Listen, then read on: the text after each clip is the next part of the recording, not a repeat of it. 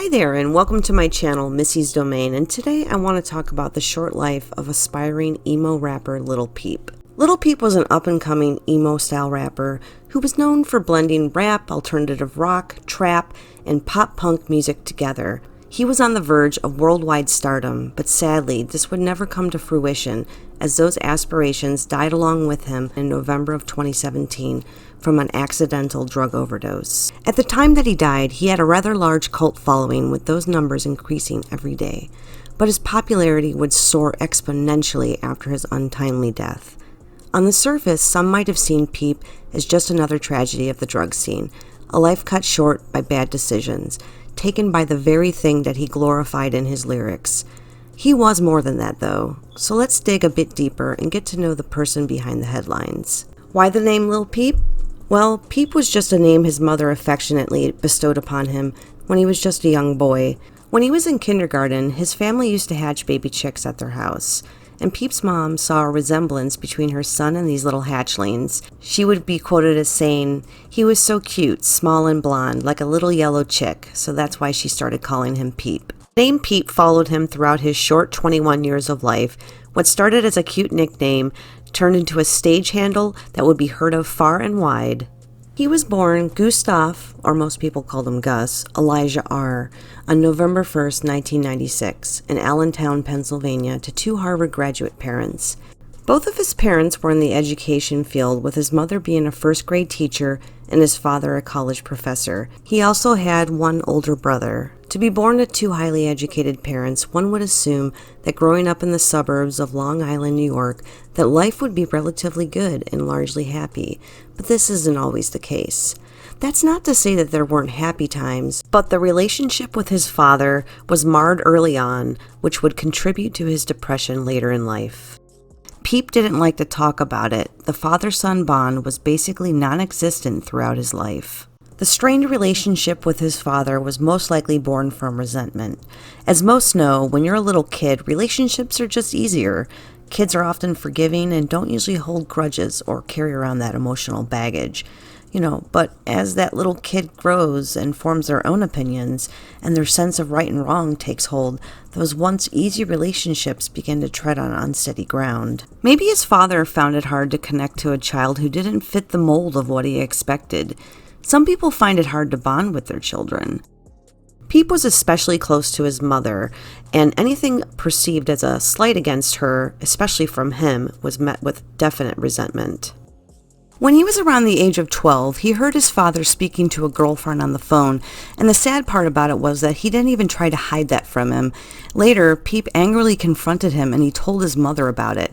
His parents officially divorced when he was 14, and even though things between him and his father were bad, he fell into a deep depression over the family breakdown. Maybe he thought his father didn't try hard enough to repair the relationship with him or his mother. He internalized a lot of it, and it was just too much for him to get over. Whatever the case, it was clear that Peep was wounded, and he severed all contact with his father from that point forward. Thankfully, he did have one consistent male figure in his life that he could turn to, his grandfather, which was his mother's father. He was a surrogate dad to him throughout the years. He helped form his sense of compassion, and he helped guide him through life. He was always the voice of reason, and he was there whenever Peep needed him. Peep attended Long Island High School. He was a self-described, socially awkward kid who didn't like going regardless of the good grades that he got. His teacher saw something special in the young man and felt that he could excel and do great things academically, but none of that appealed to him, and he looked to find other creative outlets. He suffered from depression and intense anxiety as well as suicidal thoughts in those early awkward teenage years, and to some extent it stayed with him throughout the rest of his short life.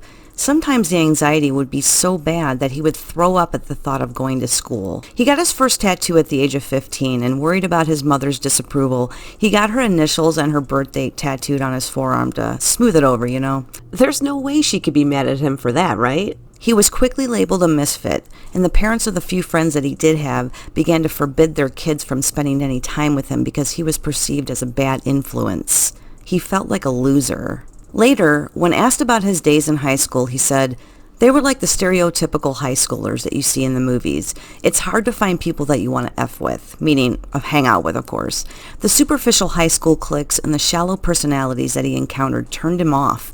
Finding people that he felt a genuine connection with was extremely difficult. His brother Oscar was quoted as saying, "Gus was full of emotion and energy. He noticed things and reacted intensely to them." Sometime after Peep's death, his brother Oscar was diagnosed on the autism spectrum, and Oscar suspected that Gus had elements of that as well. Whereas Oscar found normality and a sense of acceptance in going to school, Gus did not. He began to despise his hometown. He was particularly angry at the way the wealthier kids would look down on him. In a song that he would later write called "Cry Alone," the lyrics would say, "I want to burn my old high school into the ground. I hate everybody in my hometown. Tell the rich kids to look at me now." He stopped attending school during his senior year, opting to finish through a homeschooling program. He would spend many hours locked away in his darkened bedroom, and there he turned to the internet to find friends. Inspired by the underground rap circuit that he listened to on YouTube and SoundCloud, he decided he wanted to try his hand at it. His mother, who had been extremely worried about him, tried to get him to see a psychologist on numerous occasions, but he chose to self-medicate with marijuana and Xanax. She was finally able to breathe a small sigh of relief, knowing that he had finally found something that would bring him some sort of happiness. In those early days, he began creating songs under the name Trap Goose, but he soon decided to change it to Lil Peep. He uploaded these songs on the internet and quickly gained followers who liked and connected with his music and lyrics.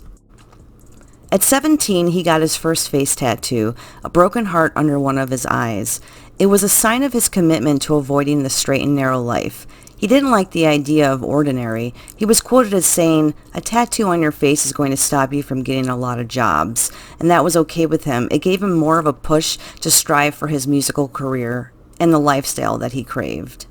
At first he was embarrassed by his music, fearing how others might perceive him. But over time, as his popularity grew, he became more confident and prouder in what he was creating.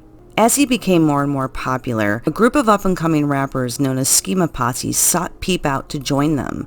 They quickly saw this young kid had something pretty unique and that he would be an asset to them. It would not only grow his fan base, but it would also elevate theirs. It was a win-win situation. He started to do shows in different states with them. It was his first real taste of what being a musician was all about and what fame could bring. Needless to say, he was hooked. He went from being part of a collective to becoming a standout among them. All of a sudden, he had no shortage of friends. It was hard to know who was true and who was just there to reap the benefits. He was too nice to turn people away. He had a big heart, sometimes to his own detriment. At the age of 17, he decided to leave Schema Posse and moved out to LA to further his music career. He went back and forth between homelessness for a while. There, he would meet another up-and-coming rapper named Lil Tracy. The two became close and started to create music together. Tracy was part of another rap collective called GBC, or Goth Boy Clique, and Peep wanted to be a member, and when they asked him to join, he jumped at the opportunity. The entire group moved into a loft that they rented right in LA's Skid Row. It was a big warehouse with no real bedrooms. They often shared couches and beds to get some sleep. There they would create music under the GBC name. There were long nights of partying and drug usage, singing for crowds, and days were spent creating. Despite his inner turmoil with anxiety and depression, he actually welcomed being around people. Everyone wanted to be around him, perhaps not always for the right reasons. His family worried about the drugs and the craziness that comes with that kind of lifestyle that he was leading. His brother was later quoted as saying, "Gus always was a person who mixed terribly with all that stuff." He was on the fast track in the LA underground scene, and fans couldn't get enough of him. It was during this time that he got his own manager and signed with First Access Entertainment with promises to launch his career even further. They were going to make him a superstar. It didn't take long, though, before there were growing tensions between GBC and his new manager. GBC didn't want to lose Peep, but his manager wasn't there to represent the entire group. He was just there for him. And Peep was at a crossroads. He knew leaving GBC was inevitable, but it wasn't easy for him. He felt guilty for his own success compared to others in the group. He felt bad that he was surpassing them, at least in terms of fame. As his career was on the rise, so was the amount of drugs he was doing. He could be seen doing them openly and often. He was big into cocaine and Xanax, and it was super accessible day and night. People were giving it to him left and right from every direction. He would increase the amount of Xanax that he took before going on stage to help calm his anxiety. There were few good influences around him to help him. Most of the people that he was associating with were drug users as well. There were many times that it got to the point that the drugs started to affect his stage performance. There are videos out there that depict Peep in not the best state of mind when he goes on stage. He looks to be zoning out, he's mumbling lyrics, he throws up sometimes, he looks listless. The LA scene was too much for him. Too many long drug-fueled nights, too many people latching onto him for this or that. The loft that he shared with GBC was a non-stop party. He was getting little sleep because he didn't have a permanent sleeping spot, as there was always too many people crashing over. People were always using his stuff. He was shelling out money to help all of his new buddies. He had no privacy. It was super chaotic. He had a hard time telling people no. With his drug use way out of hand, he was encouraged to seek help several times, but for whatever reason, he never sought treatment. With the urging from his manager, he needed to take a step back and refocus his priorities, take a break from the environment. So he moved from LA to London, and there he would get into the fashion industry with the intentions of starting his own clothing line called No Smoking. He was modeling and getting really nice spreads in those fancy fashion magazines. Whereas life was more structured and less hectic in London, he felt bad about the distance between he and his friends in the GBC.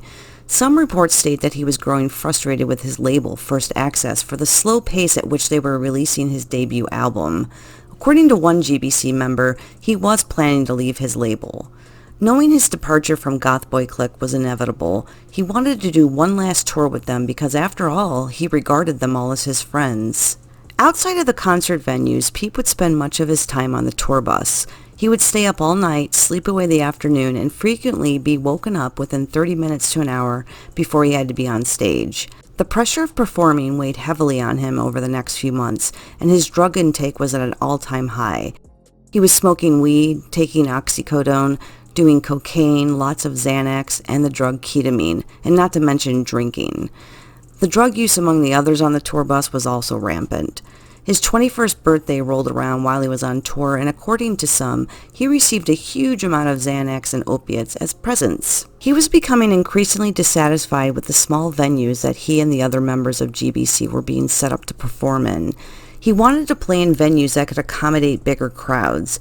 At one particular small venue, it was suggested by someone that to get out of performing there, he could take a bunch of Xanax, enough to make him sick. That way, the insurance would cover the canceling of that particular show. Thankfully, he didn't listen to that dangerous piece of advice, and he decided to do the show anyway.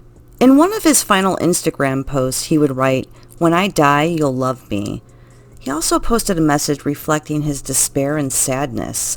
"I just want to be everybody's everything. I want too much from people, but then I don't want anything from them at the same time. You feel me? I don't let people help me, but I need help, but not when I have my pills. But that's temporary. One day, maybe I won't die young and I'll be happy. What is happy? I always have happiness for like 10 seconds and then it's gone. I'm getting so tired of this." He would also go on to make a post showing a picture of him with some type of pills on his tongue with the caption, "F it." The day that Lil Peep died was much like any other day since the tour started. On November 15th, 2017, as the tour bus pulled into Tucson around 3:30 p.m., he was taking photos and talking with fans. Two fans accompanied Peep to smoke some weed on the tour bus. Now, according to these fans, they stated the following. As Peep was shutting the door to the area that they were in, he started to nod off. His eyes shut and his head went forward. Calling his name snapped him out of it. Peep then stated, "Sorry guys, I took 60 milligrams of Roxy earlier." Roxy is short name for roxycodone, which is a brand name for oxycodone, which is a powerful opioid prescription painkiller. Peep then moved to a long couch and nodded off once again. He was briefly woken up as the weed was being passed around to smoke. As it was passed to him, he started to smoke it but then fell asleep. And this time, it was a hard sleep, where his head went back. These fans, they tried to rouse him awake, but were unable to. As the two fans left the tour bus, they told someone who was part of the tour that he was passed out. At the time, though, there was no reason for concern. It was assumed that he was sleeping. He was sitting upright on the couch with his head back and was snoring. These fans would later recount to detectives that he was snoring, and they said they tried to wake him up, and he sort of reacted. His body wasn't stiff or loose. He kind of moved, but he didn't really wake up. That was around 5:30 p.m. They checked on him 15 minutes later and saw that he was still in the same position and he was still snoring. Another rapper and friend of Peep's came back to the tour bus a little after this and also saw that he was sleeping and snoring. He jokingly made a short video showing him passed out and believed that he was just sleeping. The time now was close to 6:40 p.m. Many who were on the tour bus heard him snoring and, like everybody else, assumed that he was just sleeping. But the truth of the matter was that he was dying. Often when someone is overdosing, their respiratory function decreases and they lose their ability to protect their airway, so that's why they begin to snore. Finally, at around 8:45 p.m., mind you, this is several hours after he had been thought to have fallen asleep, someone went to wake him up as the night's concert was about to get underway, and they saw that he was still in the same position that he was in hours earlier, and they knew something was wrong.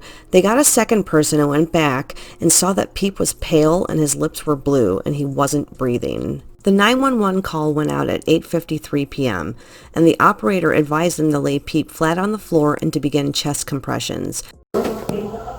Hello? 911, what is the emergency? I need an ambulance. Okay, what's the address? I'm at the Rock. I'm at a venue called the Rock. Alright, tell me what's going on there. I'm working with an artist and he's just completely out of it. He's cold, he's just knocked out. I don't know what he's taking. So he's completely out. He's not awake. We're trying to wake him up and he's not awake at all. Breathing normally? Not really, no. Alright. We're getting the help set in now. I want you to get him flat on his back on the floor with nothing under his head. I'm on the phone to the ambulance now. I'm on the phone to the ambulance now, bro. Okay, are you next to him now? We're in the bus. Okay, did you get him just flat on the ground?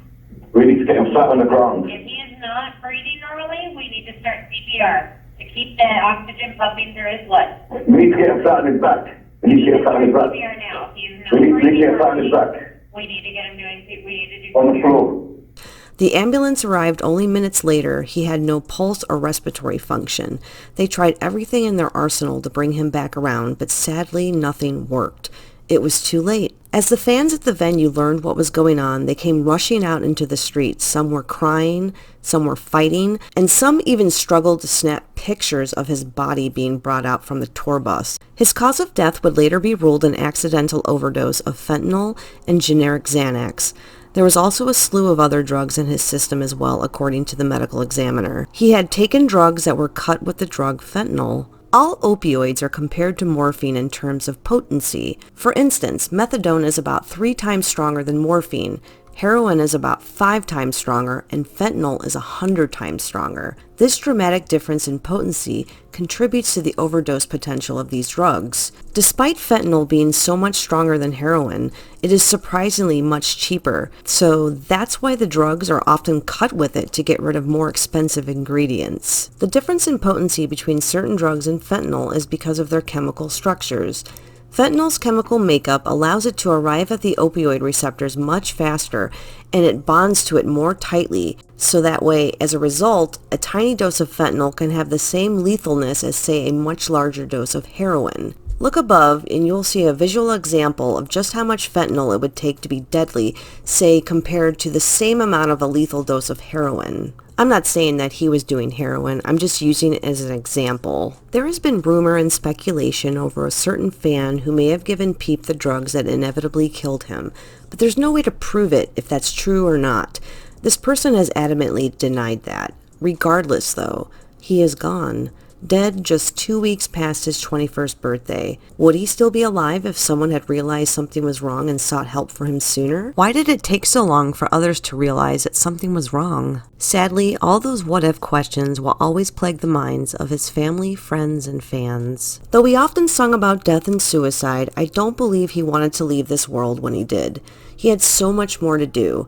He was at the very beginning of what surely would have been a wildly successful career. Unfortunately, we'll never know what he could have fully evolved into. He hadn't even reached the apex of his career. It's tragic that he never got to see it. He was on the fast track until he wasn't. Rest in peace, Lil Peep. I hope you enjoyed this brief bio of the life of Lil Peep. If you did, please give this video a like and consider subscribing. Please take a moment to let me know in the comments section below what you thought about this video. Thank you for watching.